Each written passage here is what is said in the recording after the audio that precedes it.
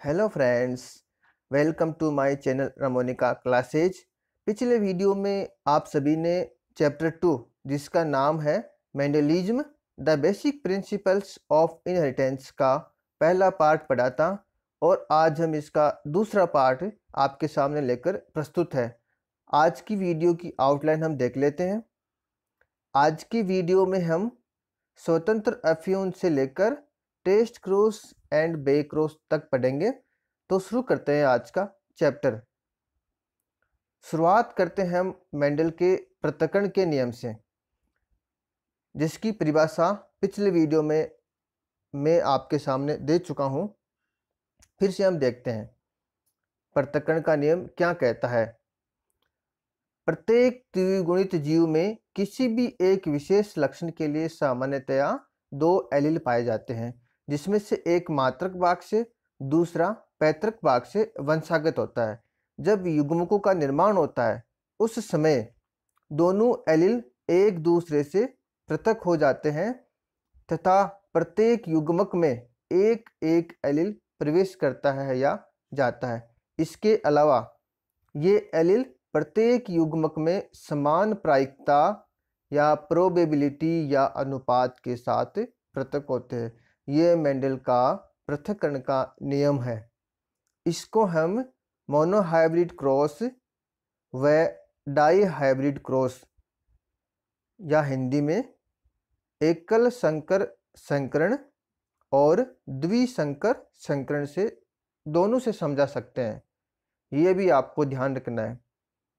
ज़्यादातर बुक में मेंडल के पृथक्करण के नियम को मोनोहाइब्रिड क्रॉस से समझाया गया है और ये बताया गया है कि डाई हाइब्रिड क्रॉस से हम मेंडल के तीसरे नियम या स्वतंत्र अफ्यून के नियम को समझाते हैं, जबकि पृथक्करण के नियम को भी हम डाई हाइब्रिड क्रॉस से समझा सकते हैं। ये आप सब ध्यान रखना। आगे चलते हैं, बात करते हैं मेंडल के स्वतंत्र अफ्यून के नियम की। स्वतंत्र अफ्यून के नियम और पृथक्करण के नियम में समानता भी है। यदि हम पृथक्करण के नियम की बात करें तो इसका विस्तारित रूप स्वतंत्र अफ्यून का नियम है। कैसे? पृथक्करण का नियम ये कहता है कि जब युग्मक का निर्माण होता है तब समान लोकस पर स्थित एलील एक दूसरे से पृथक होते हैं, ये हम जानते हैं। वहीं पर स्वतंत्र अफ्यून का नियम ये कहता है कि जब युग्मक निर्माण के समय ये दोनों एलील एक दूसरे से पृथक हो जाते हैं तब इनका पृथक्करण दूसरे लोकस पर स्थित एलीलों के पृथक्करण पर निर्भर नहीं करता, या अन्य शब्दों में विभिन्न जीनों के एलील एक दूसरे से स्वतंत्र रूप से पृथक होते हैं। ये एक लाइन में परिभाषा है और ये परिभाषा बहुत शानदार परिभाषा है स्वतंत्र अफ्यून के नियम की। इससे आप कंफ्यूज नहीं होगे। आपके पृथक्करण का नियम और स्वतंत्र अफ्यून का नियम अच्छे से समझ में आ जाएगा। दोनों परिभाषाओं के यदि आप एक साथ देखोगे तो आपको दोनों नियम अच्छे से समझ में आ जाएंगे और क्लियरली आप दोनों में अंतर कर पाओगे। अब हम बात करते हैं मेंडल के डाई हाइब्रिड क्रॉस की। उससे पहले हम एक चीज और देख लेते हैं। मान लो स्वतंत्र अफ्यून का नियम एब्सेंट है, उस स्थिति में क्या होता है?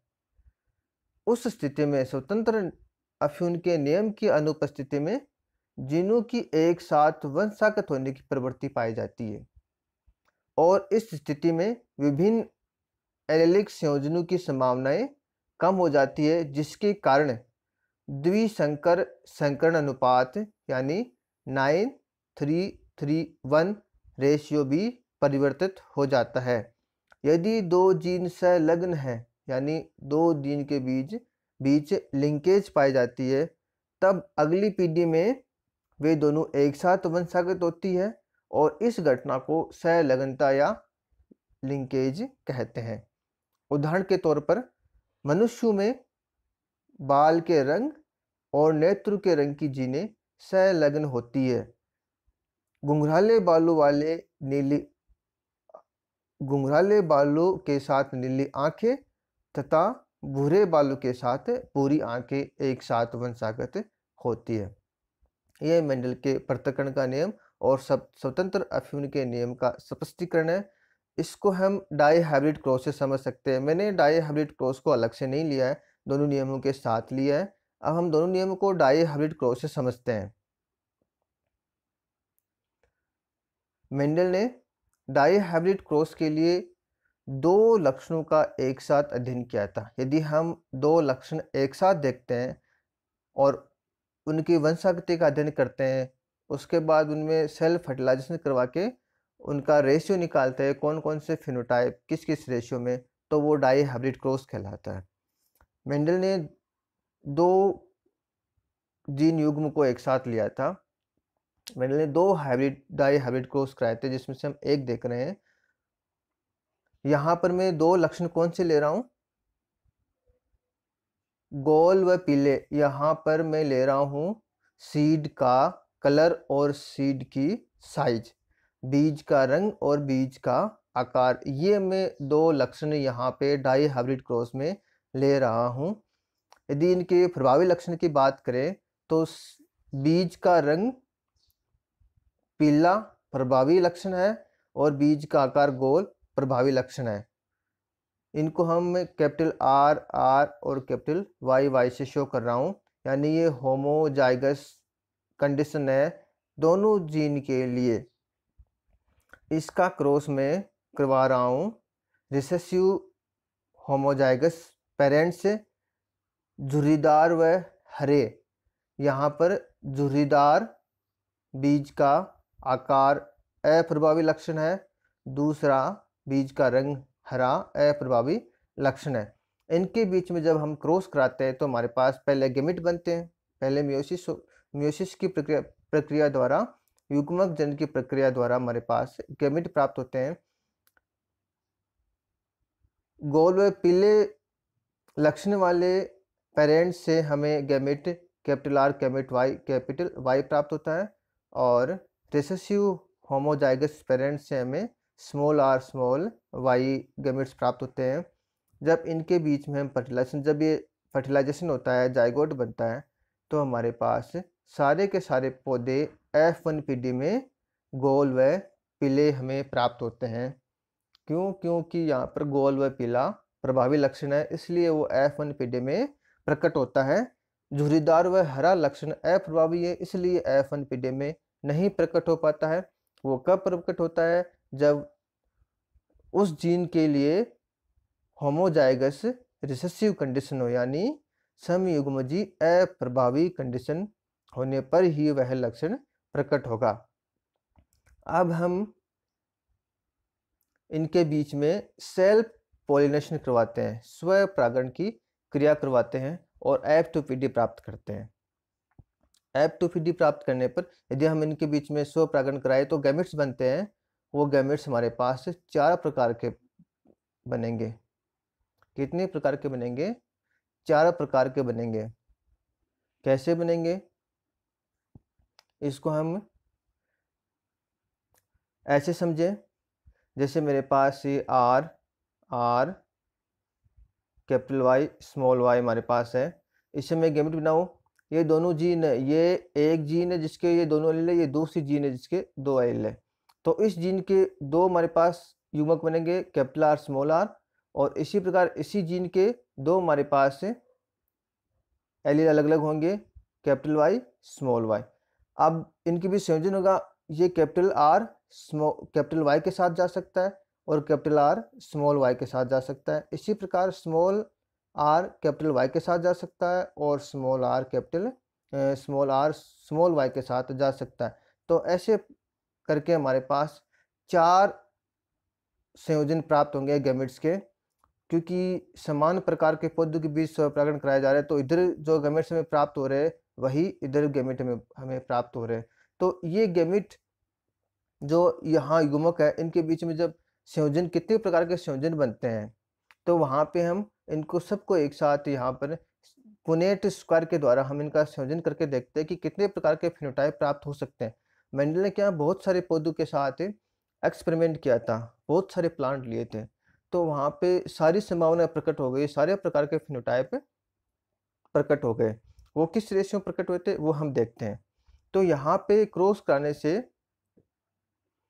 यहाँ पर आप देख रहे हो 16 प्रकार के फिनोटाइप जीनोटाइप में यहाँ पर प्राप्त हो रहे हैं, 16 प्रकार के जीनोटाइप। और फिनोटाइप कितने प्रकार के होंगे वो हम देखते हैं।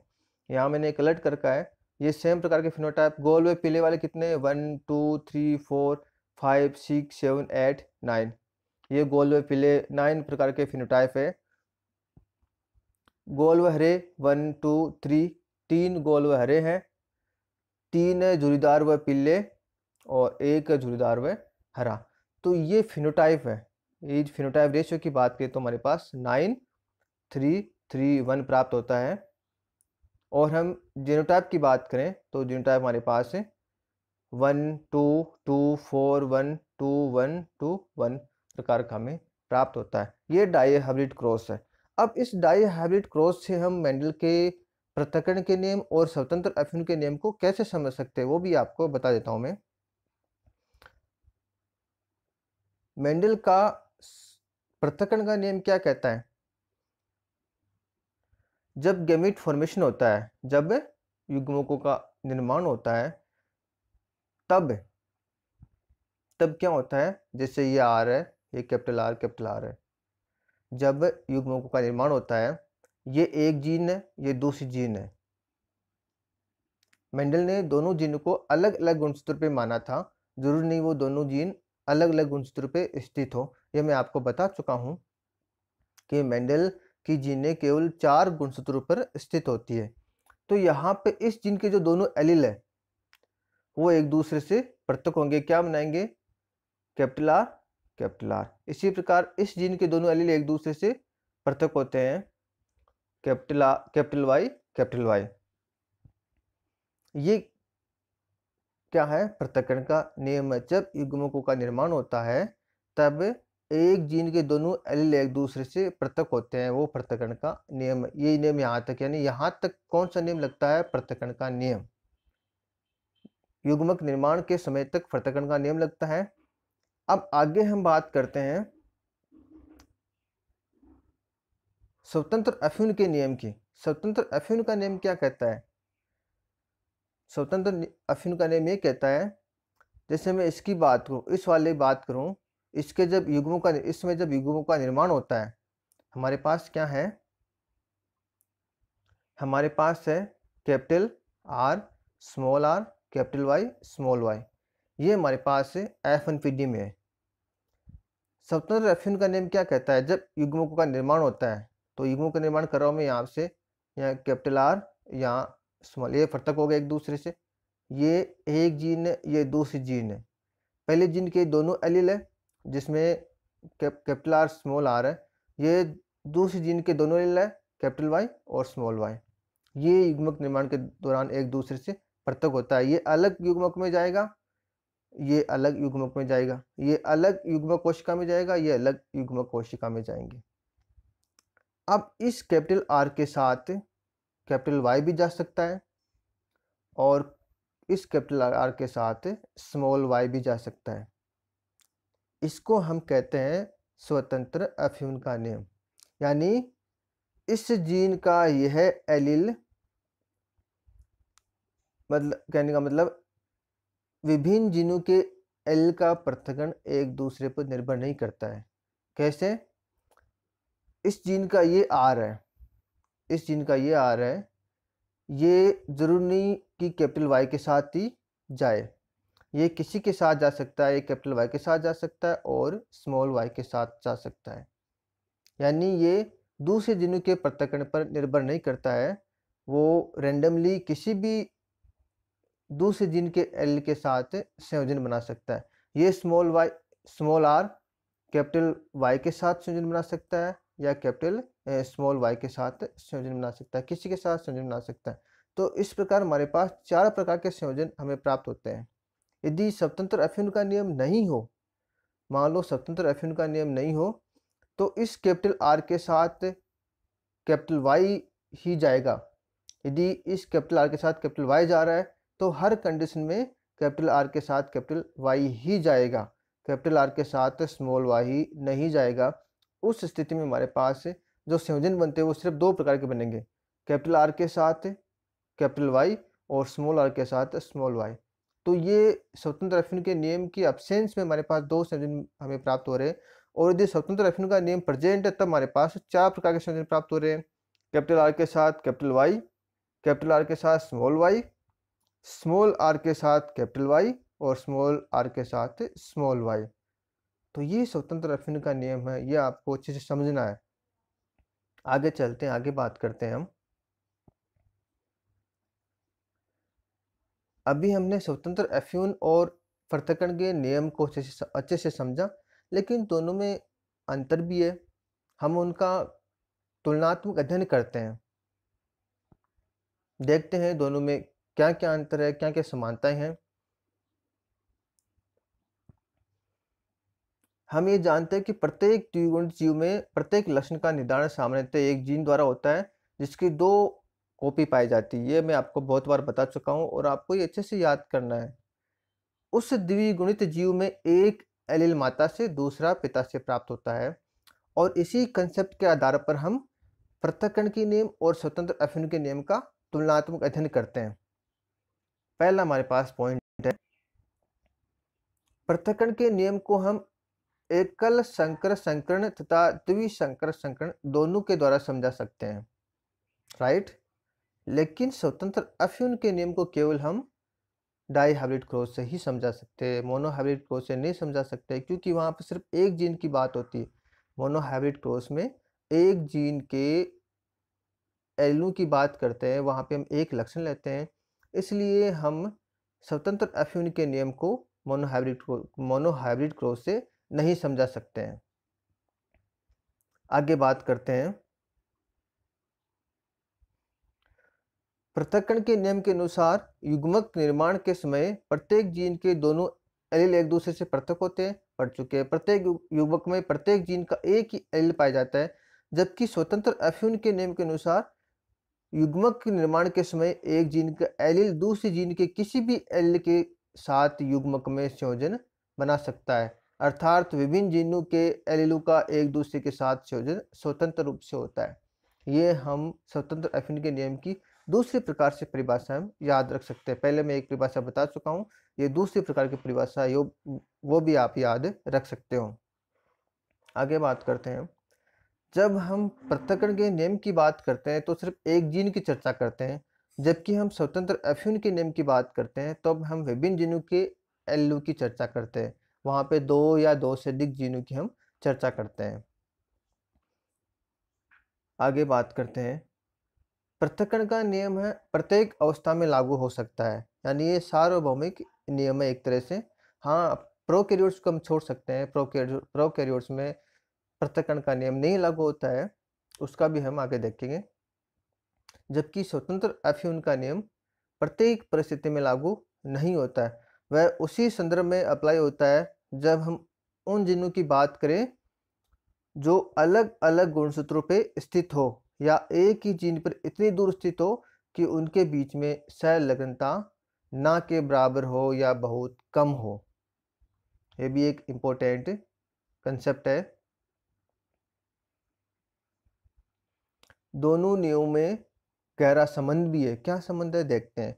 जिस समय पृथक्करण का नियम अप्लाई होता है उसी समय उस जीव में स्वतंत्र अफ्यून का नियम भी कार्य करता है, यानी दोनों नियम साथ साथ कार्य करते हैं। जीवों में माता पिता के समान लक्षण पृथक्करण के नियम का परिणाम है, जबकि बहुत सारे लक्षणों का संयोजन स्वतंत्र अफ्यून के नियम का परिणाम है। यह भी एक नई कंसेप्ट है जो मेंडल के निष्कर्ष से उत्पन्न हुई है, इसको भी आप याद रख सकते हो। आगे हम बात करते हैं, संलग्नता स्वतंत्र अफ्यून के नियम का विरोध करती है, जबकि पृथक्करण के नियम का कोई अपवाद नहीं है। हाँ, कुछ विसंगतियां हो सकती है जिसके कारण गुणसूत्रों में संख्यात्मक और संरचनात्मक परिवर्तन हो सकते हैं। जब युग्मकों का पृथक्करण होता है, जब एलीलों का पृथक्करण होता है, पृथक्करण का नियम क्या कहता है, युग्मक निर्माण के समय एलीलों का पृथक्करण होता है। लेकिन कुछ ऐसी विसंगतियाँ हो जाती है जिसके कारण एलील का पृथक्करण नहीं हो पाता है। उस स्थिति में गुणसूत्रों में संख्यात्मक व संरचनात्मक परिवर्तन हो सकते हैं। ये मेंडल के स्वतंत्र अफ्यून का नियम और पृथक्करण के नियम का तुलनात्मक अध्ययन है। इसको आप अच्छे से याद कर सकते हो। आगे हम बात करते हैं मेंडल के नियमों की स्वीकृति, सार्वभौमिक स्वीकृति। कौन-कौन से नियम हैं जो हर स्थिति में लागू होते हैं। मेंडल के हम प्रथम नियम की बात करते हैं, प्रभाविता के नियम की बात करते हैं, जिसको हम पहले चैप्टर में पढ़ चुके हैं। ये केवल पूर्ण प्रभाविता की स्थिति में ही लागू होता है। कंप्लीट डोमिनेंस अवस्था में ही लागू होता है, जहां पर एक जीन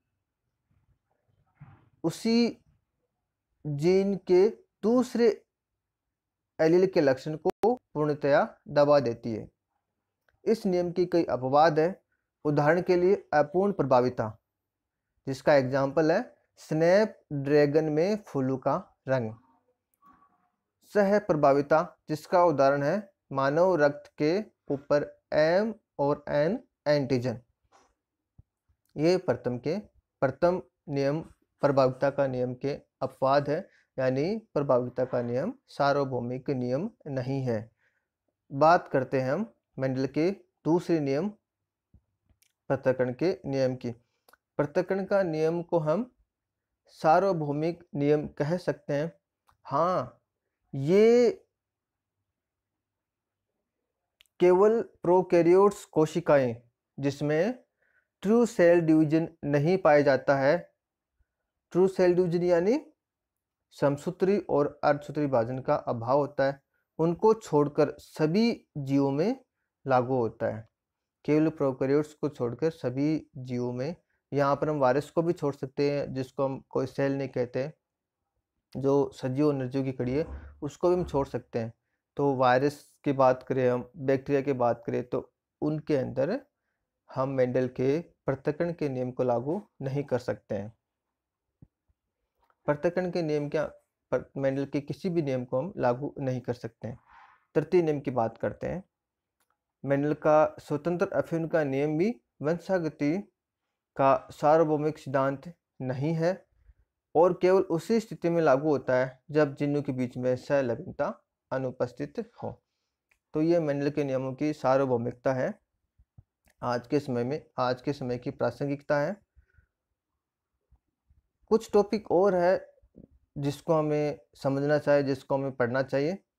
हम बात करते हैं टेस्ट क्रॉस और बैक क्रॉस की। परीक्षण संकरण और व्युत्क्रमित संकरण। पहले बात करता हूं मैं टेस्ट क्रॉस के। नाम से पता चल रहा है कि इसके द्वारा किस चीज़ का टेस्ट किया जाता है। अब किसका टेस्ट किया जाता है वो हम देखते हैं। इसके द्वारा हम अज्ञात जीनोटाइप का पता लगाते हैं, लेकिन वो अज्ञात जीनोटाइप किस जीव का है? उस जीव का है जो किसी प्रभावी लक्षण को प्रदर्शित करता है, यानी एक ऐसा जीव जो प्रभावी लक्षण प्रकट कर रहा है और उसका जीनोटाइप हमें अज्ञात है। तो उसका जीनोटाइप ज्ञात करने के लिए हम टेस्ट क्रॉस करते हैं। टेस्ट क्रॉस में क्या करते हैं, हम उस अज्ञात जीनोटाइप वाले प्रभावी लक्षण प्रदर्शित करने वाले जीव के साथ अप्रभावी लक्षण वाले समयुग्मजी जीव का क्रॉस करवाते हैं। क्या करवाते हैं हम? एक ऐसा संकरण जिसमें अज्ञात जीनोटाइप एक जीन या एक से अधिक जीन के लिए हो सकता है, वो वाले जीव का एक समयुग्मजी अप्रभावी जीनोटाइप के साथ क्रॉस करवाते हैं या संकरण करवाते हैं, तो वो क्या कहलाता है? परीक्षण संकरण कहलाता है। और जिस जीव को हम यूज करते हैं अज्ञात जीनोटाइप ज्ञात करने के लिए, उस जीव को हम क्या कहते हैं?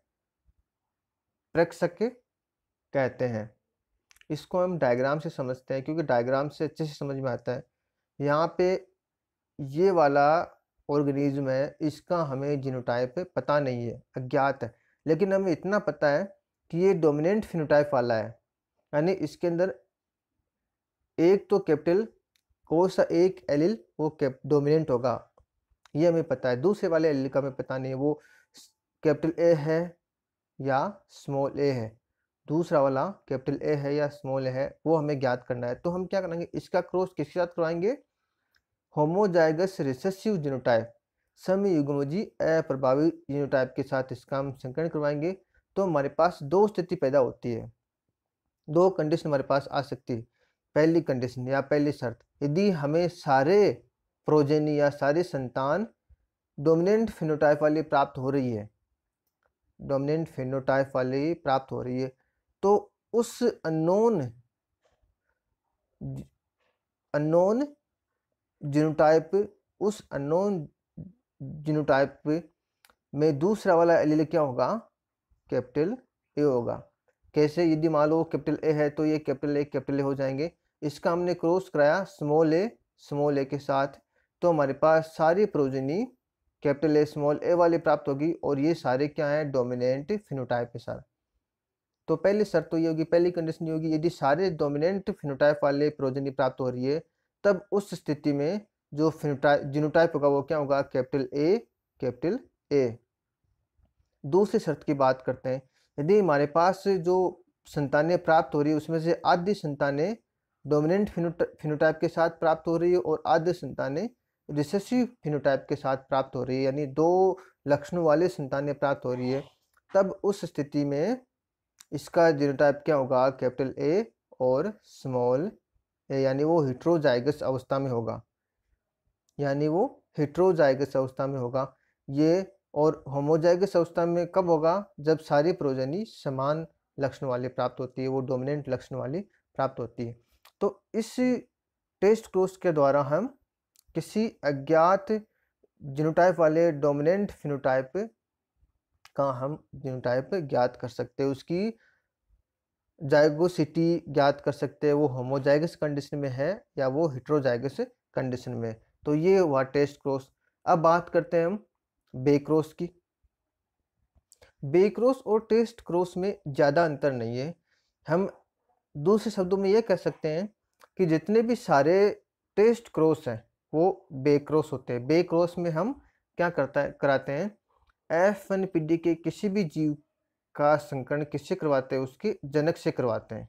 वो जनक होमोजाइगस डोमिनेंट कंडीशन में हो सकता है या होमोजाइगस रिसेसिव कंडीशन में हो सकता है, दोनों किसी कंडीशन में होता है। यदि हम किसी के साथ भी कराए तो वो क्या कहलाता है, बेक्रॉस कहलाता है। हाँ, यदि इस टाइप वाला बेक्रॉस क्या कहलाता है, टेस्ट क्रॉस कह सकते हैं हम। तो टेस्ट क्रॉस एक तरह से बेक्रॉस का एक स्पेसिफिक टाइप है, जिसमें हम उस जीव का सिर्फ होमोजाइगस रिसेसिव जीव से क्रॉस करवाते हैं, ये बेक्रॉस हो गया। अब हम बेक्रॉस के बारे में देखते हैं कि इसका क्या उपयोग है, क्यों करवाते हैं। किसी उत्कृष्ट जीनोटाइप अथवा वांछित लक्षण को प्राप्त करने के लिए बेक्रॉस करवाया जाता है। उत्कृष्ट जीनोटाइप, यदि पेरेंट्स में उत्कृष्ट को जीनोटाइप है तो उसके साथ पेरेंट्स के साथ जब उस F1PD वाले जीव का क्रॉस करवाते हैं तो वो पेरेंट्स वाला उत्कृष्ट जीनोटाइप उस प्राप्त होने वाले प्रोजेनी में अचीव हो जाता है, चला जाता है। बेक्रॉस का उपयोग हॉर्टिकल्चर, जंतु प्रजनन और जीन नॉकआउट जीवों के उत्पादन में किया जाता है। ये इनके उपयोग है, वो भी आप ध्यान रख सकते हो। एक चीज़ मैं आपके साथ और कंसल्ट करना चाहता हूँ।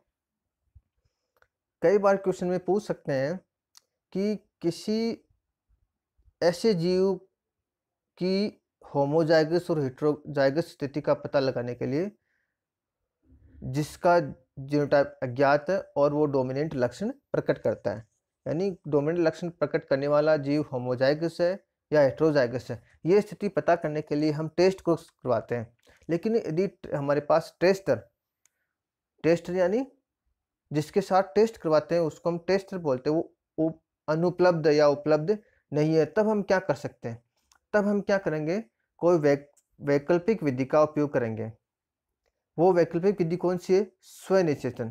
यानी हम स्वनिषेचन या सेल्फ फर्टिलाइजेशन या सेल्फ पोलिनेशन के द्वारा भी किसी जीव की जाइगोसिटी का पता लगा सकते हैं, किसी अज्ञात जीनोटाइप की जाइगोसिटी का पता लगा सकते हैं कि वो समयुग्मजीय अवस्था में है या विषमयुग्मजीय अवस्था में है।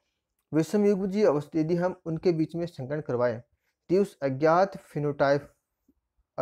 जीनोटाइप वाले डोमिनेंट फिनोटाइप के बीच में हम क्रॉस करवाएं तो यदि हमारे पास 3:1 रेशियो में प्रभावी और अप्रभावी लक्षण वाली संतानें प्राप्त होती है, तब उस स्थिति में वह अज्ञात जीनोटाइप विषमयुग्मजीय अवस्था में होगा। जैसे हमने पहले डायग्राम देखा था यहाँ पे टेस्ट क्रॉस के लिए, उसी डायग्राम से हम समझ सकते हैं। यहाँ पे देख सकते हैं जैसे ये हमारे पास कोई अज्ञात वाला, ये अज्ञात वाला हमारे पास वो जीव है। यदि हम इनका इसी के साथ वापस क्रॉस करवाएं, इसी के साथ इसका हम क्रॉस करवाएं तो उस स्थिति में क्या होगा? उस स्थिति में यदि हमारे पास सारे जितने भी संतानें प्राप्त होती है वो 3:1 3:1 यानी ये या ये, तो ये जो डोमिनेंट फिनोटाइप वाले वो 3 और अप्रभावी लक्षण वाले 1 में प्राप्त हुए। वो कब प्राप्त हो सकते हैं? जब ये हेटेरोजाइगस स्थिति में हो।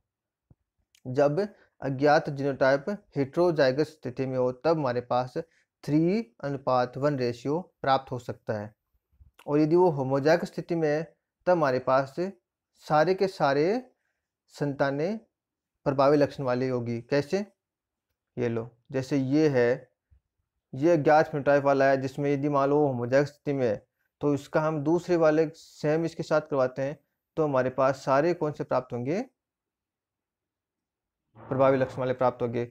और यदि अज्ञात फिनोटाइप वाला इस जीनोटाइप के साथ है यानी हेटेरोजाइगस स्थिति में, तब हमारे पास 3A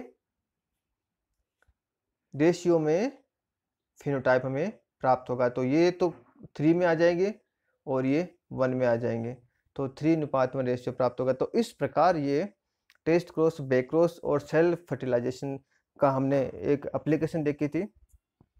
ये हमारा चैप्टर 2 है जिसको आज हमने पढ़ा था। आप लोगों के साथ एक चीज़ मैं और शेयर करना चाहता हूँ। यदि आप सभी फ्यूचर में डीप स्टडी करना चाहते हैं या आगे बढ़ना चाहते हैं, आप यदि एमएससी के बाद में नेट निकालना चाहते हैं, रिसर्च फील्ड में जाना चाहते हैं, तो आपके लिए मैं एक कोचिंग इंस्टीट्यूट सजेस्ट कर रहा हूँ जिसका नाम है LTA, लेट्स टॉक एकेडमी, जिसकी इंडिया में बहुत सारी ब्रांच है। जयपुर में है, वाराणसी में है, दिल्ली में है, उदयपुर में है। और इसके डायरेक्टर सूरज प्रकाश शर्मा बहुत ही शानदार टीचर है।